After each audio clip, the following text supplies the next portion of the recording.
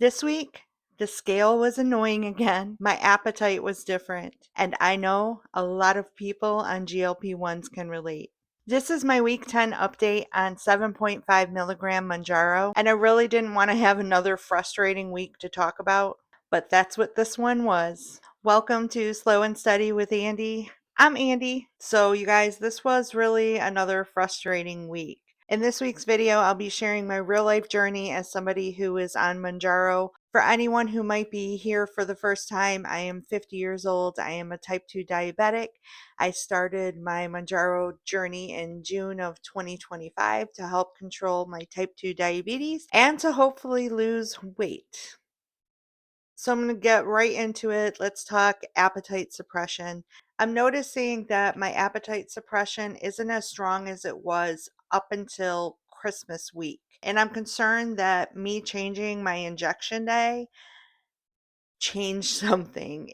It might just be a coincidence, but you guys, this 7.5 milligram Manjaro has been just really amazing.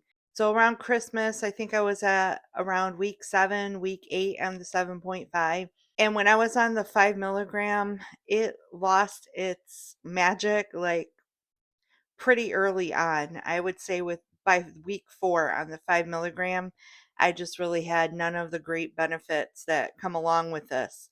But I was really encouraged because the 7.5 was going really strong.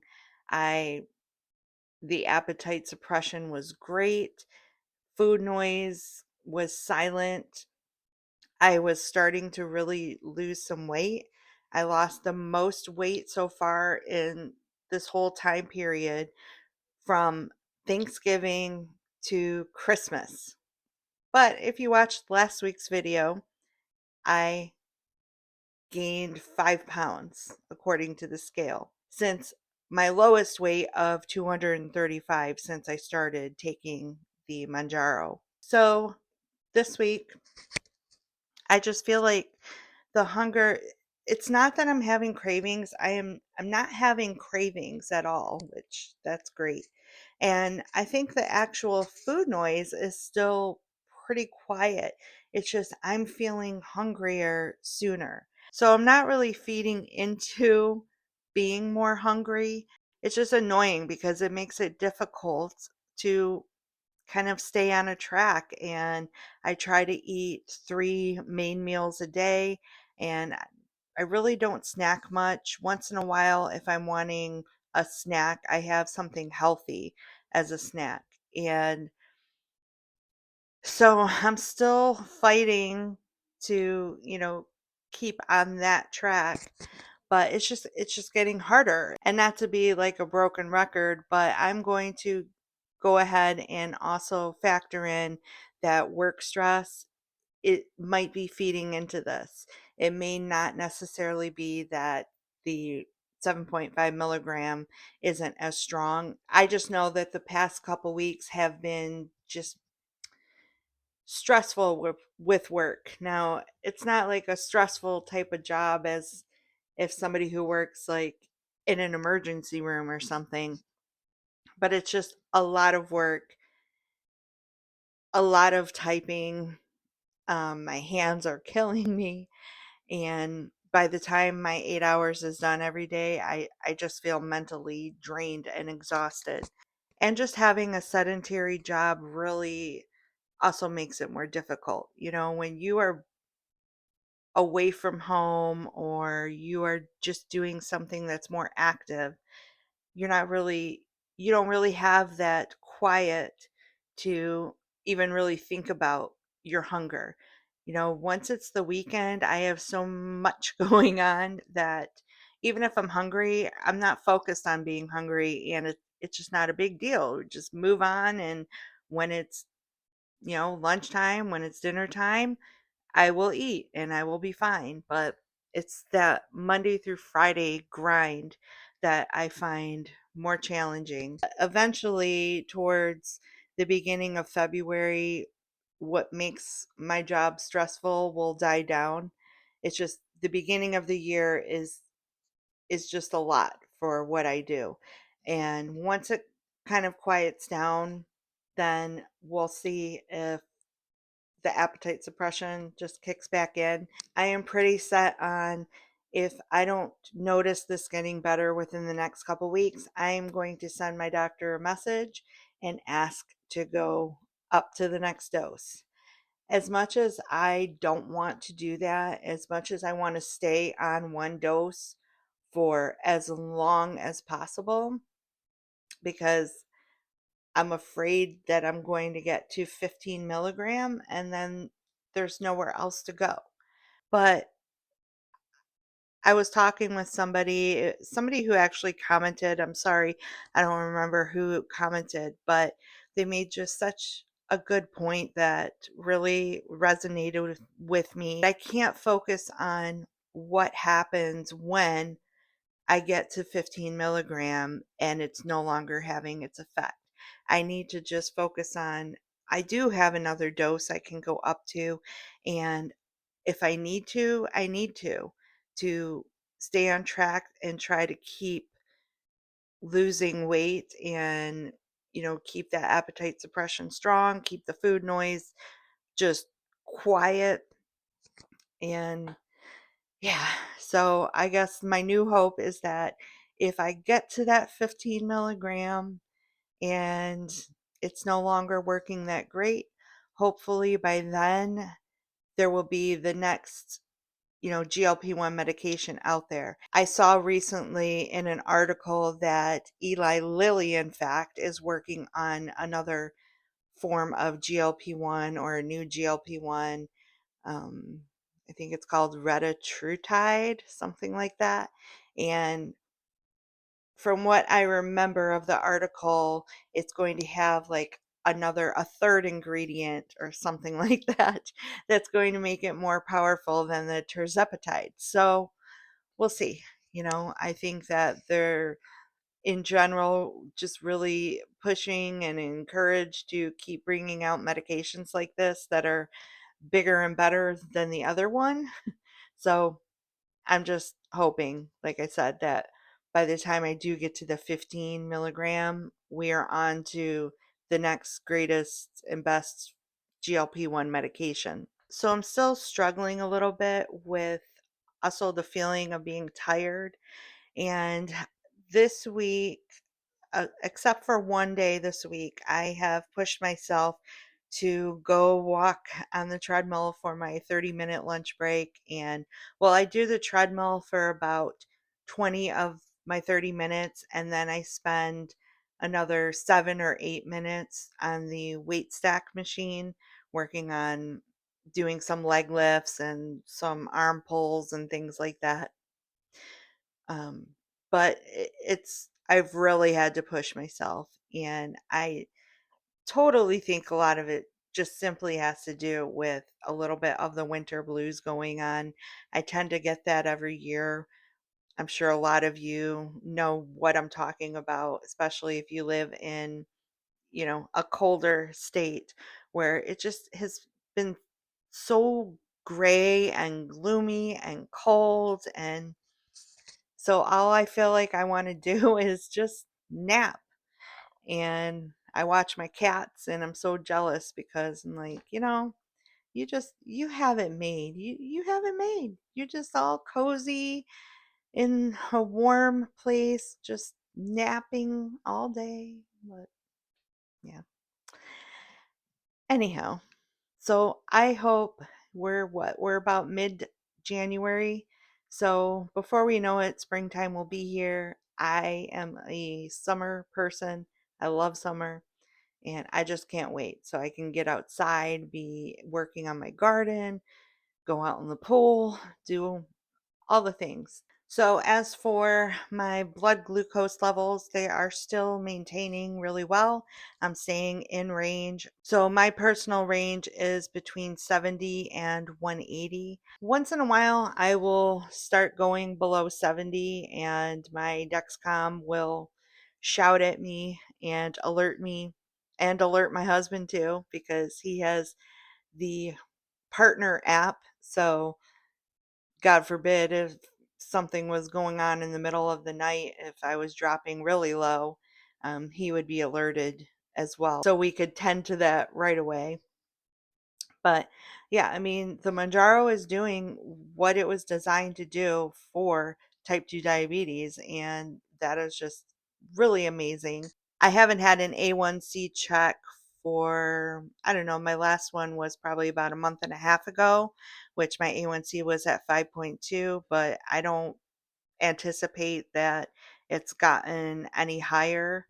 Um, Maybe it's even lower. I don't know. I'll find out. I think my next scheduled appointment is a couple months away, maybe sooner, but once I know, I will update you guys as well. So now let's get into my least favorite part of this update, and that is my weekly weigh-in. And I will pop up on the screen right here what my scale told me this morning. So as you can see, it's showing that I went up another pound from last week. Now, all this week, it's been sitting at around 240.2. And I really felt like I was really surprised to see this weight this morning because, like I mentioned last week, I can feel in places on my body that I have gotten smaller. And I actually was feeling lighter this morning. And I thought for sure at least it was going to have went down to like the back to 239. And nope, nope, it hates me. It really hates me. But I'm not going to focus on that. This has been just an up and down for me for this whole journey since starting in June. For the first 4 months, I only lost 4 pounds. And then finally, it started to come off super, super slow. And then once I got to the 7.5 milligram, it was still coming off slow, but it was coming off a little bit faster. And now here we are again. Um, Gonna sit at like that same set of numbers for who knows how long. That's what really frustrates me. It's not so much that the scale goes up and down because it just does, especially for us women who are still even through perimenopause, menopause. I don't know about you, but my body still wants to act like something's going to happen, and so I will get bloating and I will get those, um, menstrual cycle feelings, and, nothing ends up happening usually. Once in a while, it still does. But, anyways, so we have shifts, go up and down a pound, but it's when I sit at the same weight for like multiple weeks when I know I'm still working, I'm still doing everything that I'm supposed to be doing. And it's just the way it's always been for me my whole life.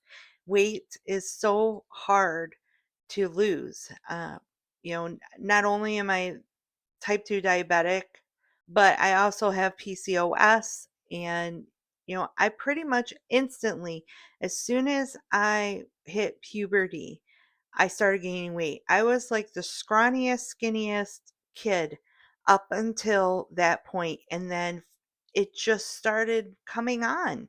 And it's just so frustrating. But I'm going to trust the journey.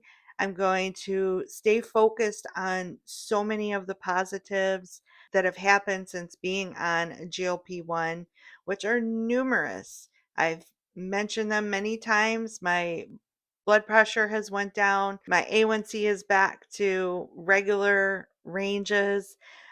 Um, I was struggling with feeling balance issues, dizziness all the time because of my Meniere's disease. I know I have like so many things going on, but I am not using a cane anymore. I am so much more active, doing just so much more. But it's still just a struggle. But it's okay. It's okay. I really, for the first time in my life, I feel like there is actual hope that I am going to get to that goal.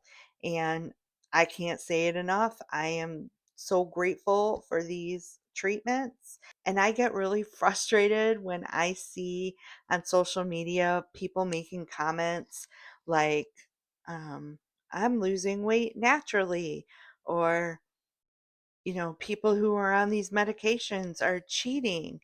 And it's just crazy to me because they really truly are just tools. You can't be on it and not put in some work to get there. Granted, there's some people who get on them and then because of the appetite suppression, they allow themselves to starve themselves super skinny. I mean, that's not healthy. But they still had to do something to get to that point. So they had to not eat to get to that point. And those of us who are using this properly still have to change our eating habits, who have to get more active. We have to change so many of our daily habits in order for this to really start working. So I know. I just went off. It's a little bit of it's a little bit of a pet peeve of mine because there are so many other medical conditions that it's just normal and okay for people to use medications to treat. And for some reason, this one just triggers so many people, and I don't get it. I just don't get it. But anyways, moving on. So I am going to take my 11th injection of 7.5 milligram with y'all, and let me just get things set up and we will do this. Hopefully you can hear me pretty good. Just going to take my alcohol wipe. Okay, and I always look for like the mushy type of section, a fattier section of my thigh. And no, I do not inject in my belly. I always do my thigh or my thighs or my arms because I don't get any appetite suppression or food noise relief when I inject in my belly. Yeah, just pop my cap off.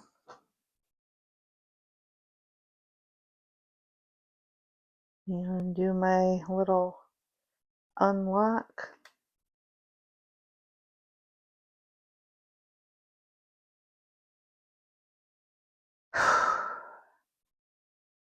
All right, y'all. It does sting when you do. All right, you guys. It does sting when you do it on your arm or your thigh. So, all right. 3, 2, 1, go.